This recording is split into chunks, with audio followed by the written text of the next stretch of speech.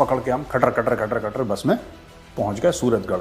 तब तबाती गर्मी, मैंने तो कभी इतनी गर्मी देखी नहीं थी। अब तो लोग कहते हैं कि इनकी नेचर है कुमाऊनियों का, ठीक है, जहां पे ठंड होगी, बर्फ गिरेगी, बहुत जाड़ा होगा, वैसे देखते हैं bloody fool, you would have got yourself killed.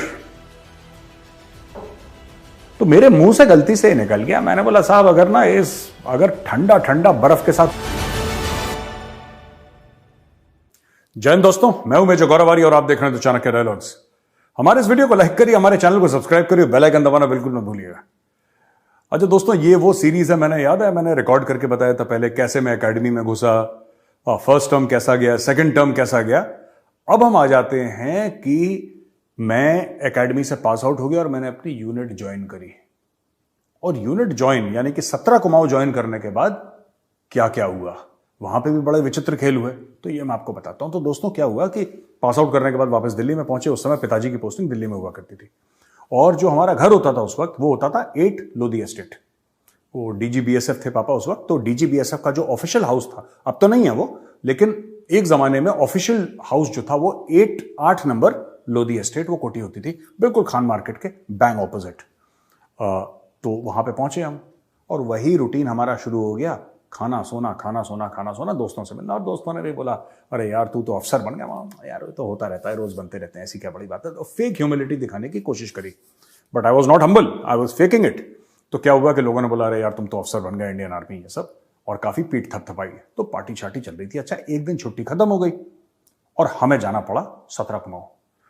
तो भाई साहब 17 कुमाऊं थी उस समय सूरतगढ़ राजस्थान में। पहले तो हमें मिले ना 17 कुमाऊं, क्योंकि उस जमाने में गूगल शूगल तो कुछ होता नहीं था, 1994 की बात है। अब अप्रैल के महीने में हमने पकड़ी बस, ठीक है, और बस पकड़ के हम खटर खटर खटर खटर बस में पहुंच गए सूरतगढ़।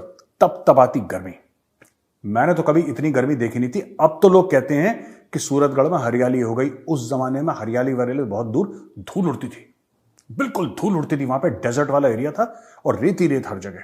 तो बस पहुंची सूरतगढ़। सूरतगढ़ बस पहुंची, बस स्टैंड में वहां पे 1 टन एक जमाने में गाड़ी होती थी, 1 टन वहां पे खड़ी और एक जेसीओ साहब खड़े। राम राम साहब। मैंने बोला राम राम साहब। साहब 17 कुमाऊं में आपका स्वागत है और मैं आपको रिसीव करने आया हूं श्रीमान। तो हमने बोला ठीक है। वहां पे पानी पिलाया, वहीं पे चाय पिलाई मुझे। मैं गाड़ी में बैठा और खड़ खड़ खड़ खड़ करके 1 टन जो गाड़ी थी उसके हर एक पुर्जे पुर्जे तो अलग रहते थे, लेकिन इट वॉज वेरी टफ गाड़ी एंड वेरी पावरफुल गाड़ी। तो उसमें बैठ के खटपट करके हम 17 कुमाऊं पहुंच गए। खैर 17 कुमाऊं पहुंचे, वहां पे ऑफिसर से मेरा इंट्रोडक्शन हुआ और वहां पे पता लगा मेरे जो सीनियर सबऑर्डिनेट थे वो थे सेकंड लेफ्टिनेंट आर.के. अनुज। जब हम लोग पास आउट करते थे ना, हमारे एक तारा लगता था। आजकल के ऑफिसर्स पास आउट ही होते हैं लेफ्टिनेंट, यानी कि 2 कंधे पे तारे लगते हैं। तो हमारा तो एक ही तारा था उस जमाने में, सभी का एक ऐसी होता था। तो मेरे सीनियर सबऑर्डिनेट थे लेफ्टिनेंट आर.के. अनुज, वो अभी फुल कर्नल है आर्मी में। अच्छा जी।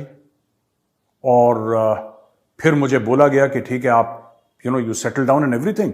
शाम को मैं गया, मैंने खाना वाना खाया। ऑफिसर में इसमें सब लोग थे चुपचाप डर के मारे, क्योंकि यार लोग सीनियर्स थे सबके सब और मैं सबसे बच्चा वहां पे छोटा सा। तो देखे चुपचाप खाना वाना खा रहे हैं और सब लोग। अच्छा, तो सब लोगों ने बड़े नॉर्मली बात करी मुझसे। अगले दिन बोला कि भी आपकी जो पोस्टिंग है ना वो डेल्टा कंपनी में हो गई है। तो जैसे alpha Bravo Charlie delta headquarter, एक जमाने में ऐसी कंपनी, आजकल सपोर्ट कंपनी भी आ गई, लेकिन हमारे टाइम पे अल्फा ब्रावो चार्ली डेल्टा और हेडक्वार्टर होती थी। तो बोला कि आप डेल्टा कंपनी में चले जाएंगे और आपके जो कंपनी कमांडर होंगे वो होंगे captain VS Yadav. VS Yadav sir अभी ब्रिगेडियर वीएस यादव हैं and he still serving in the Indian army, ठीक है ना। 17 कुमाऊं के brigadier VS Yadav, I think is deputy GOC of a division. तो यादव सर के पास में सवेरे पहुंचा। Morning sir, second lieutenant Gaurav Arya reporting. अखबार पढ़ रहे थे, मेरी तरफ देखा ही नहीं उन्होंने। अच्छा, यादव सर का पूरा स्टाइल था उस वक्त भी, आज भी उनका वही पूरा स्टाइल है। हाँ, हु आर यू? अच्छा sir, second lieutenant Gaurav Arya. So? अच्छा sir, so nothing sir, I just come here, I been asked to report to you. Set. और मुझे बैठा के एक बंदा आया रनर, उसने पानी रखा, मैंने हल्का सा पानी पिया, मेरा तो गला सूख गया उनको देख के। वो बंदा इतना फॉर्मल सब कुछ। सडनली क्या हुआ, मेरी जान बची।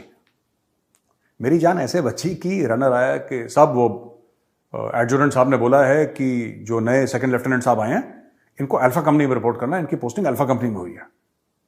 तो मैं डेल्टा कंपनी में सिर्फ आधा घंटा था। मैं गया, sir I said sir may I have your permission to leave. Okay go. Foxtrot oscar, मैं फुल फॉर्म नहीं बताऊंगा आप लोगों को, ठीक है, फैमिली शो है। Okay go foxtrot oscar. ठीक है सर।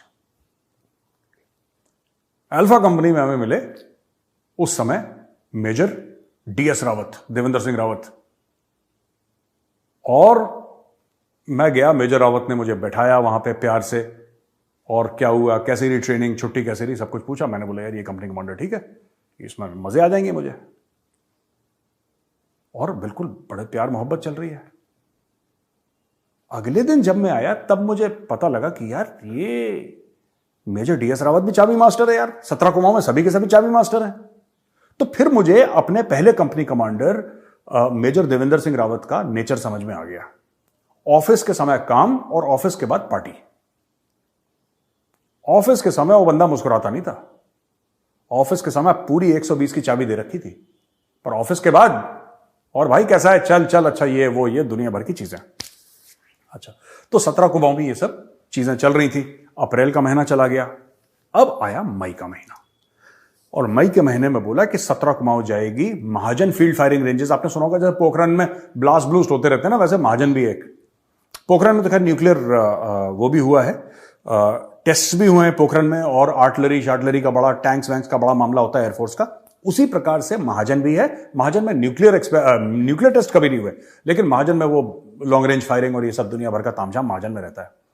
तो हम लोग गए, तो बोला कि अच्छा पहले एक काम करो। उस जमाने में आई थिंक साउथ कैंप और ईस्ट कैंप होता था महाजन में, दो अलग अलग कैंप से आपको ग्रेनेड फायरिंग की परमिशन लेनी पड़ती थी, और फाइल चलती थी। ईमेल शीमेल तो होती नहीं थी, आजकल तो ईमेल चल गई है, उस जमाने में कुछ नहीं था। तो क्या हुआ कि हमें बोला कि तुम जाओगे, यंगस्टर जाएगा, यंगस्टर परमिशन लेकर आएगा यूनिट के लिए। और यूनिट वहां पे महाजन पहुंच चुकी थी टेंट शेंट के नीचे। हमारे सीओ साहब कौन थे? Colonel Kaushalendra Pathak, God bless his soul, he is no more. तो कर्नल पाठक सर हमारे कमांडिंग ऑफिसर थे, कमानाधिकारी महोदय। और हमारे जो एडजुटेंट थे वो थे मेजर डीडी बलोनी, बाद में colonel DD Baloni, he is retired, and colonel DD Baloni, Ballu sir settle हो गए देहरादून। तो बल्लू सर हमारे हुआ करते थे एडजुटेंट। और सेकंड लेफ्टिनेंट आर के अनुज हमारे सीनियर सबाल्टर्न, और यादव सर, मैंने सबको बता दिया। एक और थे major GC Gaur. GC Gaur sir भी रिटायर हो गए हैं, अब वो रहते हैं ग्रेटर नोएडा में, ठीक है। अच्छा, ये तो फौज थी। फिर मेजर सुखबीर थे, major Sukhbir Singh, he was there, and मतलब पूरी 17 कुमाऊं हरी भरी पलटन हम लोग पहुंच गए। अच्छा, भूलों का क्या है मैं बताता हूं। कुमाऊनी ट्रूप्स का जब ठंड होती है या पहाड़ होते हैं तो ये बहुत तेजी से काम करते हैं।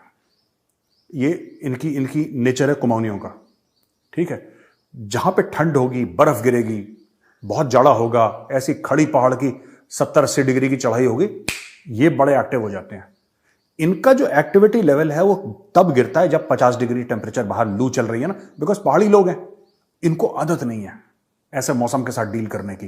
तो इनको, अच्छा पुराने हैं वो झेल लेते हैं, नए वाले लड़के नहीं झेल पाते, क्योंकि फ्रेश पहाड़ से आए होते हैं, उनको वही अच्छा लगता है। बर्फ गिर रही है, बहुत कड़ाके की ठंड है, फिर आप देखिए कुमाऊनियों की स्पीड, तब आपको लगेगा कि जैसे शेर चीता भाग रहा है। और जब गर्मी होती है तो तब नाक से खून निकलना, वॉमिटिंग, ये हमारे ट्रूप्स में बड़ा। और मेरी यूनिट तो थी, मेरी यूनिट तो अभी आज भी प्योर कुमाऊनी, 100% कुमाऊनी है। यानी कि अफसर कहीं का भी हो, officer can be from anywhere in India, लेकिन जवान जो हैं वो प्योर कुमाऊनी होंगे। अच्छा जी, तो हम लोग पहुंच गए महाजन फील्ड फायरिंग रेंज। तंबू शंबू टेंट वेंट लग गए। मुझे एक आरसीएल जोंगा पकड़ाई, बिना आरसीएल के, आरसीएल हटा दी, वो आरसीएल जोंगा ऐसी खुली बिल्कुल। और तपती गर्मी में बोला साउथ कैंप और ईस्ट कैंप में जाएगा और परमिशन लेकर आएगा। हमें कुछ पता ही नहीं था, हम पहुंच गए।